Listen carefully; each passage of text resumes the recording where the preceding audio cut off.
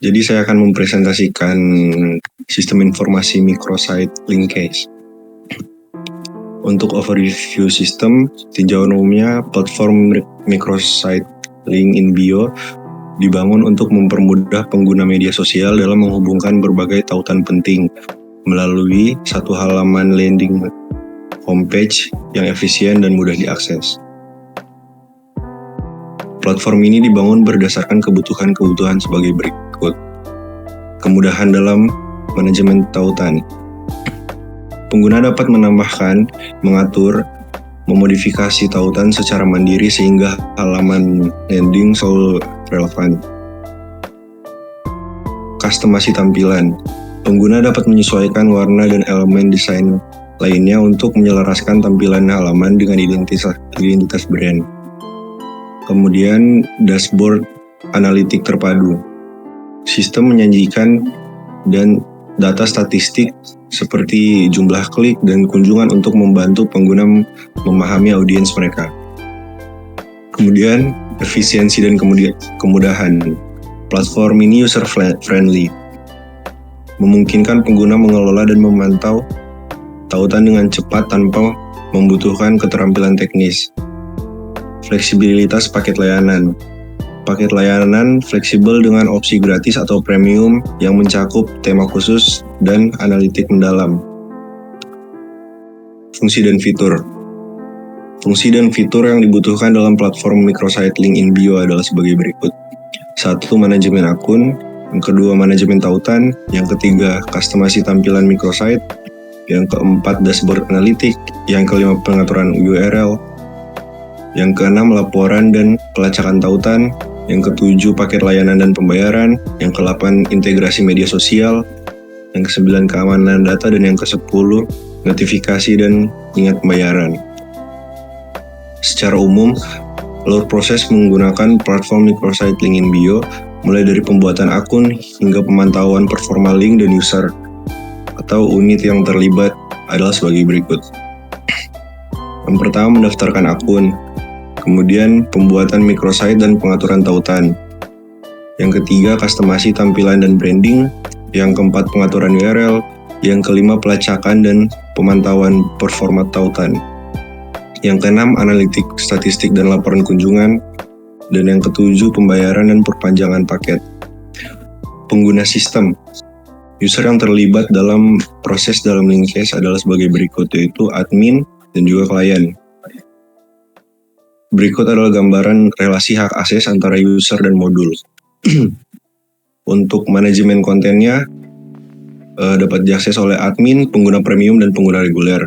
Untuk pengaturan tautannya dapat diakses oleh admin, pengguna premium, dan pengguna reguler. Analitik pengunjung dapat diakses oleh admin saja. Keuangan hanya dapat diakses oleh admin. Integrasi pihak ketiga hanya dapat diakses oleh admin dan pengguna premium. Dukungan pelanggan dapat diakses oleh admin, pengguna premium, dan pengguna reguler. Dan laporannya hanya dapat diakses oleh admin.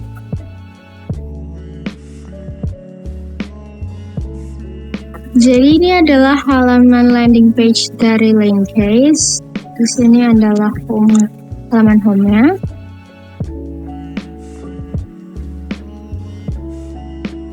Lalu ini untuk login.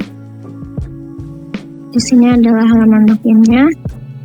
Lalu masukkan email dan juga password.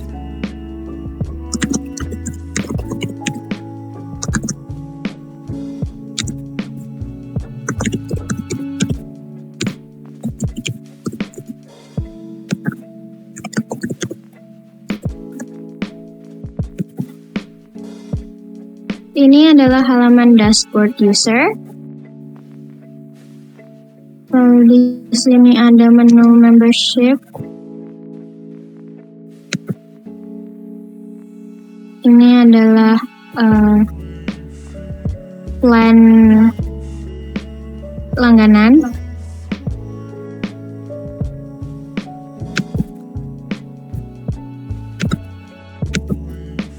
Di sini ada transaction. Ini adalah riwayat data langganan. dan juga ada settings untuk mengedit data pengguna, change password untuk mengganti password,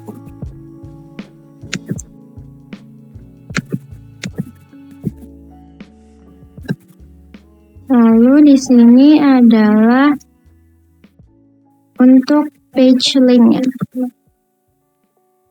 Ini bisa menuliskan nama.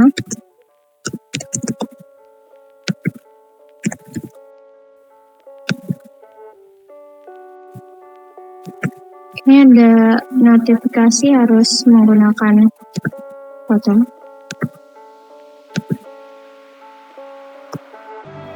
Dan di sini ada add link.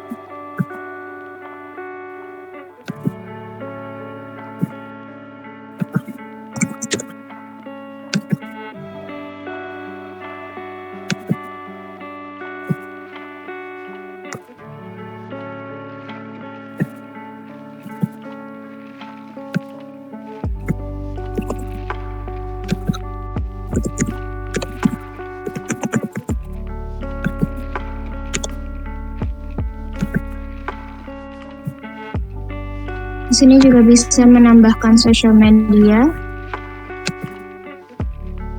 Lalu di sini untuk desainnya yang sudah tersedia.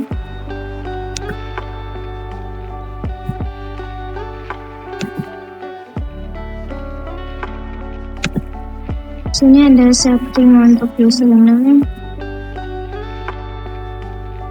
dan bisa menambahkan foto untuk background-nya.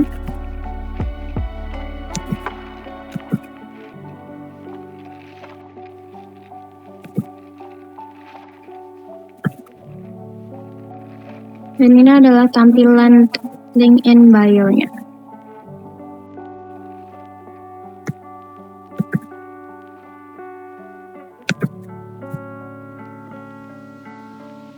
Ini adalah tampilan link in bio-nya. Untuk nanti linknya diinputkan ke bio Instagram dan sosial media lainnya. Dan di sini ada view untuk mengetahui berapa telah dilihat berapa kali. Ini untuk mengedit. Lalu ini untuk menghapus.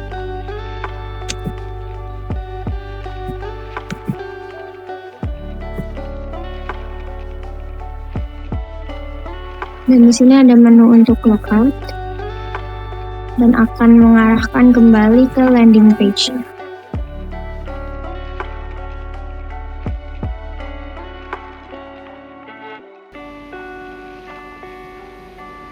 Oke, lalu selanjutnya masuk ke dashboard admin ya. Jadi ini adalah tampilan dashboard admin kita. Yang pertama ini ada total user untuk menampilkan seluruh user yang terdaftar. Setelah itu ada current month user. Di sini menampilkan total pengguna yang terdaftar pada bulan ini. Lalu di sini ada total earning atau pendapatan total ya dari membership atau subscription kita.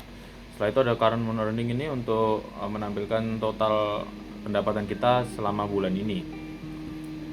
Lalu di bawahnya ada earning statistik ya dan weekly users yang terdaftar. Setelah itu ada recent register ini untuk menampilkan pengguna yang terdaftar yang paling baru. Dan ada recent transaction. Jadi di recent transaction ini ada pengguna yang ingin menambahkan subscription plan-nya tapi belum dibayar. Ada juga yang udah dibayar. Jadi maksudnya di sini adalah semua validitas pembayaran pun tetap ditampilkan meskipun cancel atau sudah dibayar akan ditampilkan. Selanjutnya masuk ke menu BioLink ya. Oh ya, di sini ada berbagai menu ya, bisa dilihat dari BioLink, manage user, membership, payment gateway, transaction, email, dan language. Jadi yang paling penting ini adalah BioLink ya. Jadi di BioLink ini kita bisa melihat seluruh link yang didaftarkan oleh pengguna. Jadi sebagai contoh misal Adit, kita bisa lihat link seperti apa yang didaftarkan oleh Adit ya, maka tampilannya seperti ini. Ini kalau diklik maka akan merujuk ke PPT ya, ke link tersebut ya. Oke, Lalu lanjut ke manage user. Ini adalah seluruh user yang terdaftar dengan verifikasi status email. Jadi di sini ada kurang lebih 15 user ya. Yang pertama ini seperti yang bisa dilihat, ini ada di sini email ditampilkan dan email statusnya udah verified. Dan ada juga beberapa yang unverified, jadi masih belum bisa menggunakan platform kita jika belum verified statusnya. Di sini kita juga bisa edit usernya ya. Jadi apabila terjadi kesalahan data pada user, kita bisa ngedit dari sini. Ya, dan login logsnya juga keluar ya. Oke, lalu kita masuk ke membership ya. Membership ini kita baru menambahkan untuk yang monthly price-nya $2 dan annual price-nya $2 ya. Jadi kalau dilihat di price di sini,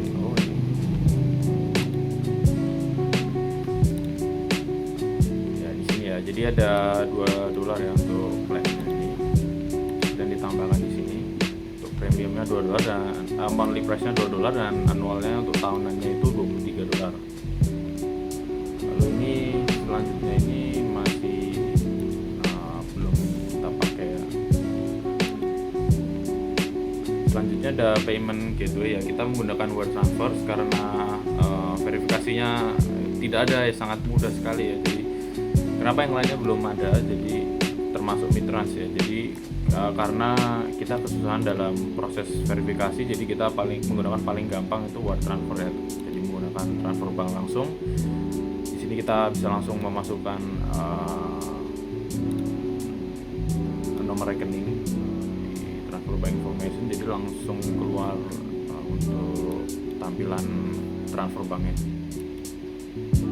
Lalu untuk transaction sendiri ini adalah seluruh transaksi yang terjadi di platform kita ya. Jadi ada user bernama Adit Hamdan dengan monthly price $2 melakukan payment ya. Jadi dia udah selesai debit. Ini bisa lihat invoice-nya juga. Kita bisa lihat. Dan di sini pun kita bisa menghapus apabila user dinyatakan tidak membayar ya, atau bulking account itu kita bisa menghapus di sini. Nah, ini adalah tampilan invoice-nya ya, jadi udah transfer dilakukan. Lalu selanjutnya ada email template. Untuk email template sendiri ini adalah email yang nanti kita kasih ke pihak ketiga ya, mailer gitu ya.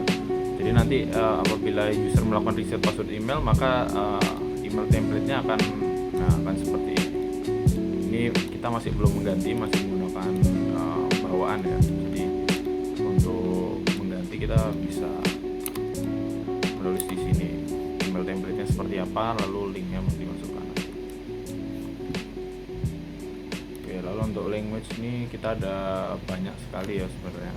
Tapi yang aktif ini hanya English dan bahasa Indonesia. Untuk French kita hapus saja. Oke, lalu untuk bagian konten ini tidak terlalu penting ya. Jadi di sini kita bisa mengedit kolom navbar menu, lalu ada footer menu. Lalu di sini ada for all questions. Kita bisa edit semuanya ya. Jadi ini masih belum diterapkan karena kita masih belum menemukan template pertanyaan yang cocok untuk kita. Kalau ini page-nya English, ini kita tidak pakai ya. Terus untuk blogs ini juga kita belum menambahkan blog karena belum ada berita yang harus kita tambahkan di sini, tapi menunya sudah ada ya. Lalu langsung lompat saja ke menu settings. Jadi di settings ini ada seluruh seluruh pengaturan untuk website kita ya. Jadi di setting admin panel ini sangat lengkap sekali. Kita bisa mengubah title-nya, lalu bisa description-nya, terus ada email verification. Ini kita bisa matikan juga ya, jadi nggak usah verifikasi email. Lalu di sini ada logo untuk mengupload logo. Ini adalah logo yang kita buat ya, Linkcase. Primary color ini kita bisa rubah nanti seluruh tampilan yang ada di Linkcase, website Linkcase maupun dashboard admin ini akan berubah mengikuti primary color ini. Kalau ada currency, ini currency kita bisa ganti ya sesuai keinginan kita. Kita menggunakan USD karena kita target pasarnya adalah internasional ya. Terus SMTP ini adalah untuk mailer ya, cuma kita mailernya masih belum bisa jalan karena ada suatu masalah ya. Lalu billing details ini bisa untuk memasukkan dalam invoice-nya, nanti seperti apa invoice-nya tentunya. Terus ya login, add-on ini kita bisa menggunakan add-on tambahan ya kalau mau. Jadi di sini ada Google Analytics, Google Recepta, dan Talk untuk live chat dan sebagainya. Blog setting, testimonial settings, ini testimonial kita ada ya. Jadi untuk menilai untuk para pengguna dapat menilai platform kita. Lalu ada custom CSS juga. Ini custom CSS ini untuk menambahkan CSS custom ya pada website, dan ada sistem info. Lalu untuk sistem info sendiri ini kita Laravel menggunakan 10.19 ya, jadi dia up to date 10.19 meskipun ada yang lebih baru lagi sebenarnya. Lalu server detailnya kita pakai PHP versi 8.3 ya. Ini sudah termasuk cukup baru sekali ya. Oke, ini adalah tampilan dashboard admin ya.